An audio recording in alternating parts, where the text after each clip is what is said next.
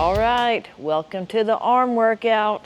We're gonna get started with just some easy warm-up moves. Get some arm swings going on here. I like to do side-to-side crossbody on these. You can do palms up and palms down. Thumbs down, thumbs up, whatever, just to get your shoulders moving.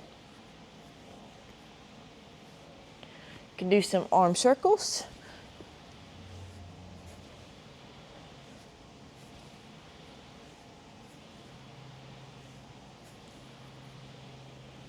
You can reverse the direction, so we want some front circles to go with our back circles.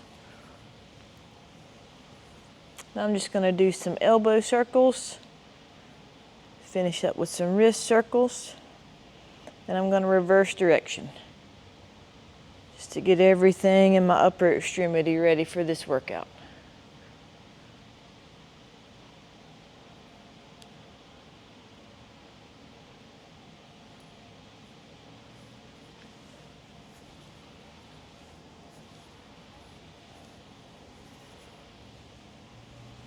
All right.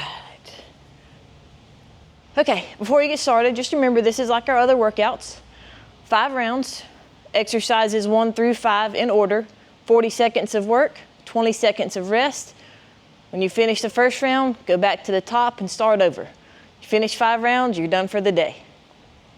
Time for the bicep curl. So I'm gonna start with my hands neutral by my side, but as I curl up, I'm gonna turn my palms forward so that I finish with them facing me. And I'm going to alternate this one at a time, because by alternating it allows me to give myself a stronger torso. Sometimes when people curl both sides at the same time, they end up using a lot more back to get that weight moving. And by being able to stabilize my torso, kind of give myself the assurance that I'm just using my biceps for this exercise.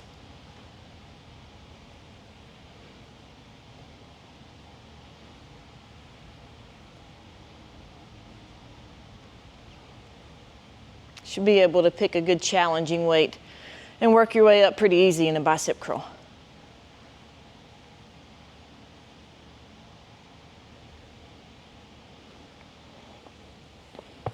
We're going to take it into a bent reverse fly. I'm going to do a lightweight with this.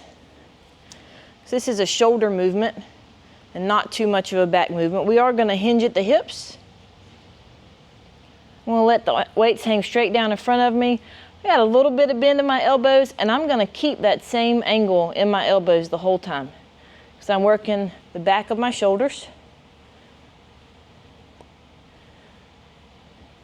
And I'm just bringing this up into reverse fly. The weights are not going above my shoulders. So I was doing that, I'd be picking up some of my extra back muscles and honestly throwing my shoulders into some funky angles sometime if we try to do too much in this position.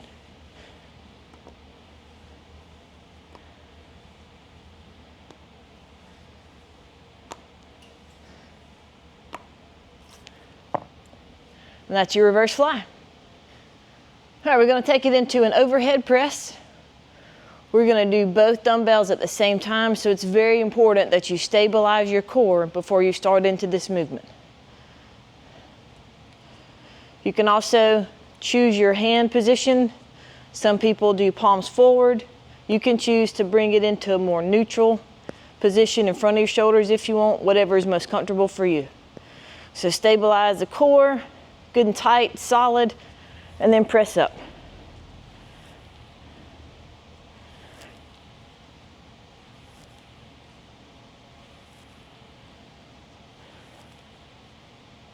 Be sure that you're under control the whole time.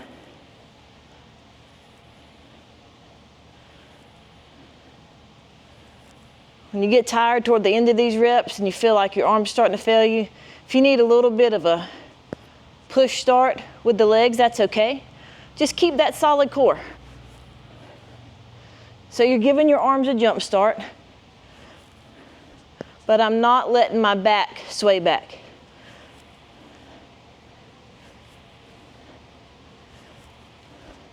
right?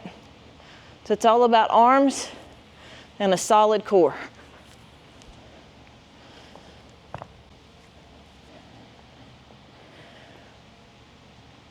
Moving into an upright row. This is going to be alternating. Going to do one at a time on this, probably a middle to challenging weight. You don't want to go too heavy on this because it's easy until you get the movement right to maybe go too far. And we want to really control that movement at the shoulder. So an upright row just brings the dumbbell straight up in front of your chest. My elbow is staying above my hand, and I'm not rotating at the top of this movement. So this is really just a deltoid movement and doesn't involve anything of the rotator cuff at the top, all right?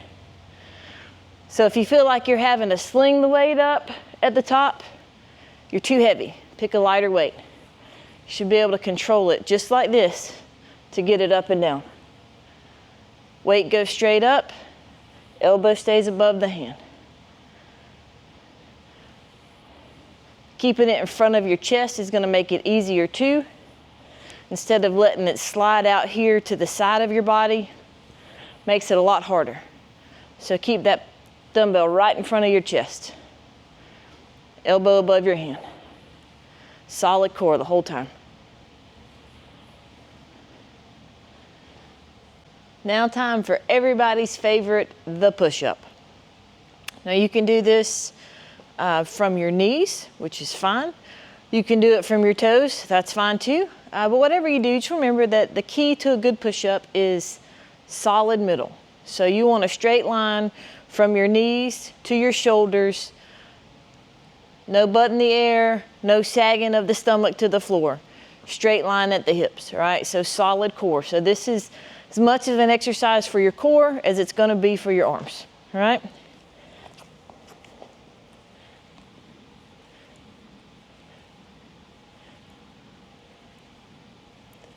We'll switch around. Give a little knee action here, just to give a demonstration of that. So I should have a straight line from my knees to my shoulders.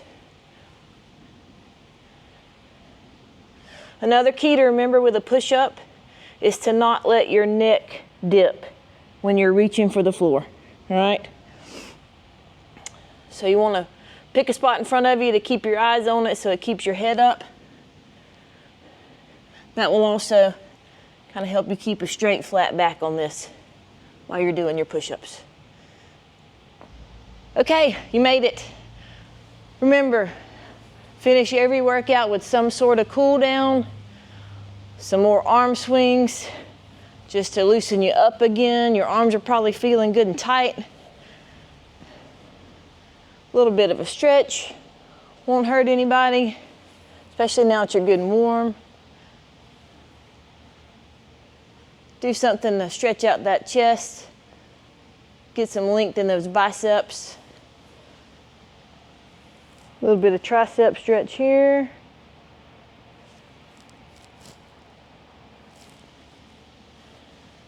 Get you some protein, get you some water, and we'll see you next time.